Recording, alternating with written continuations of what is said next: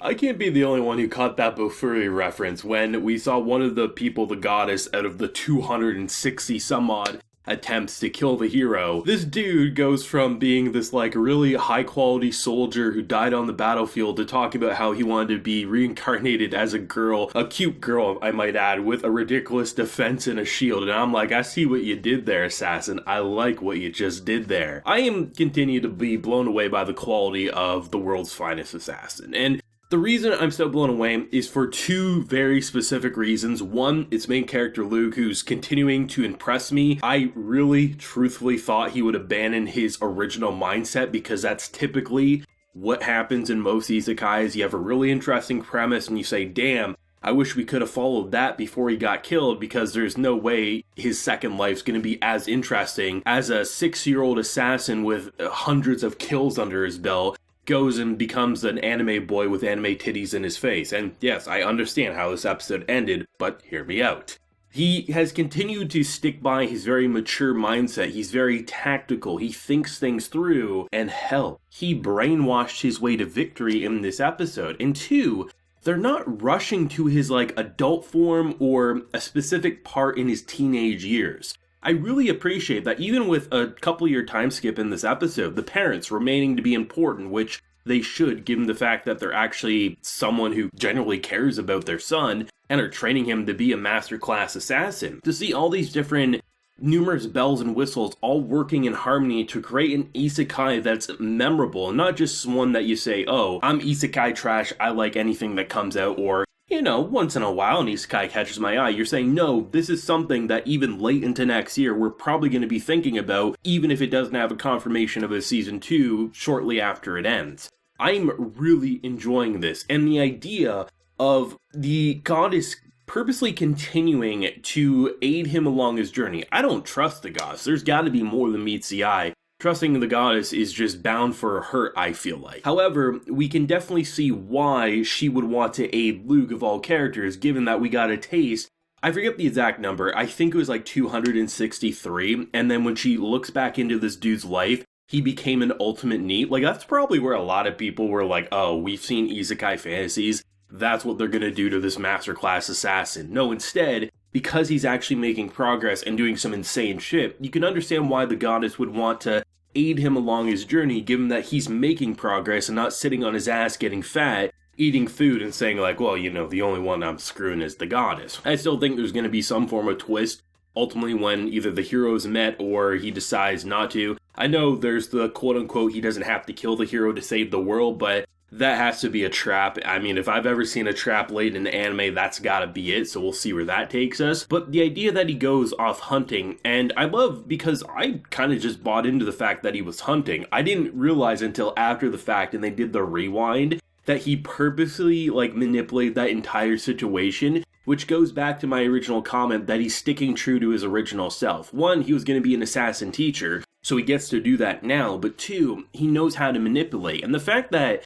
they're willing to give a guy who, on more than one occasion, you can look at how he interacts with people, he's a genuinely nice guy. Yeah, he's an assassin, yeah, he kills, but kind of similar to his father, you know, you don't really get the impression of he's a horrible scumbag. He's starting to wear his heart on his sleeve and understanding what he wants, but the idea that he's looking for someone that he can use as kind of like a partner, that he can basically use as a weapon and can fully trust in, that they will never betray. So the idea that he used his eyes that far out, found a helpless girl, and the fact that that girl supposedly got the voice of the god in her mind to go this direction, he gets to not only show his skills by taking out 5 wolves without a bow, but single-handedly using a knife and literally like putting this like metallic kind of coating over his arms. Completely badass. And the food scene, the fact that he didn't let her eat too fast because it would hurt her stomach, but also kind of like a reward, spilling the secrets. The fact that he purposely and perfectly brainwashed her in that moment, it doesn't take away from the fact that you can see he genuinely like cares and enjoys her company, but first and foremost, he's an assassin with a mission. She has the mana needed. And 2, this is how you make sure she'll never betray you and always be wrapped around, not just one finger, your entire goddamn hand. And that's why a situation like the typical anime boobs to the face at the end of the episode, it's not like he's that flustered, embarrassed dumbass. This man was like 50 or 60 when he got killed in that plane. Even maybe a bit older. The dude's been around breasts before. He doesn't need anime little girl titties to get aroused. Like, he knows what's what. He's an experienced man. So the fact that you can have the typical and bait in the typical while still staying true to his original character. It's been some time since I've seen something quite like that with a typical isekai hook to really become the untypical with what we've seen over the past month of Assassin. And I'm glad the fact that she's not just a personal servant in the way of like cooking, cleaning, bathing, things like that.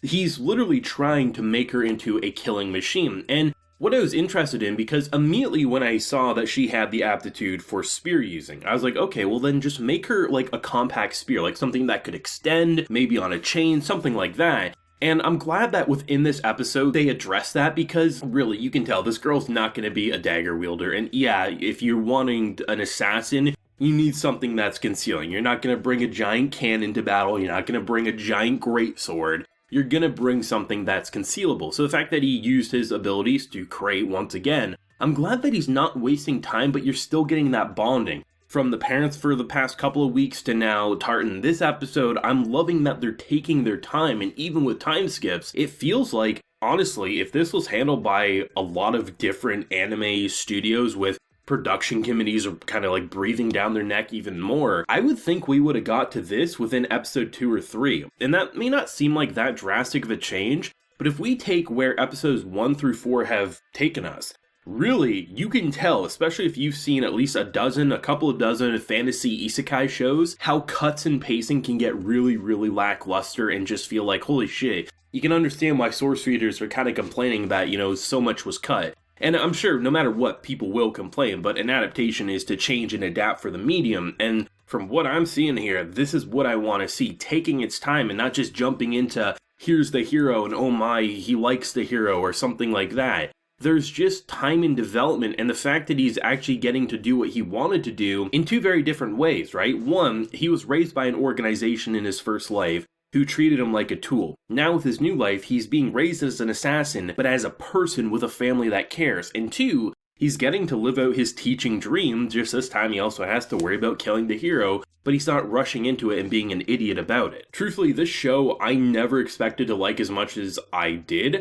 I had good hopes for it, and I mean, seriously, the fact that the world is continuing to impress me, and the fact that the goddess is seemingly more relevant than I was originally giving credit to, because typically when a goddess reincarnates, even if you don't trust them, they kind of just disappear and they might pop up like once or twice, but they're not going to aid you again. They reincarnated you, they gave you the abilities, you don't need help, right? That's pretty much the logic that the authors typically use. But the fact that he needs an assistant, and the fact that this girl just so happened to get a god, even if it turns out not to be the same one, at the very least she's observing and things like that, and I love that she's actively a part of it, even if I do have my doubts about her true intentions about saving the world, but that's part of the fun about an isekai with a goddess character who definitely seems a little too smug for her own good. But let me know your thoughts and feelings on this very impressive episode. New character got fully introduced to with the backstory, everything like that. Let me know what you're feeling down below. Leave a like if you enjoyed, subscribe if you're new around here. So until next time everyone, please take care and have a good one.